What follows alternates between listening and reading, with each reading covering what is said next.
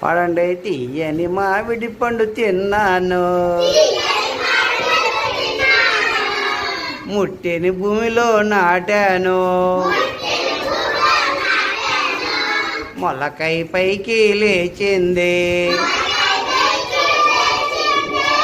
మొక్క చెట్టుగా మారింది, మళ్ళీ తీయని పళ్ళిచ్చింది, తీయ తీయని మామిడి పళ్ళు, చెట్టమ్మ చెట్టమ్మ పచ్చని చెట్టమ్మ, నువ్వు లేక మానవ మనుగడ లేనే లేదమ్మా. పిల్లలు, చెట్టు మనకి బిడ్డ లాంటివిరా.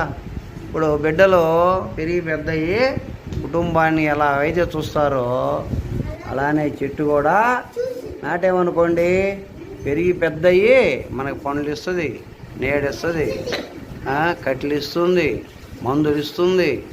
ఇన్ని ఉపయోగాలు ఉంటాయిరా చెట్టు వల్ల. పెరిగిన బిడ్డలైనా సరే తల్లిదండ్రులను పట్టించుకోకుండా వదిలేస్తారేమో, కానీ చెట్టు మాత్రం తను ఏమి తినకుండా ఏమి ఆశించకుండా అందరికీ ఉపయోగపడిద్దిరా. అంత నిస్వార్థ జీవిరా చెట్టు. కాబట్టి పిల్లలు, మీ అందరూ చచ్చిపోయేలోగా 100 చెట్లు నాటాలి.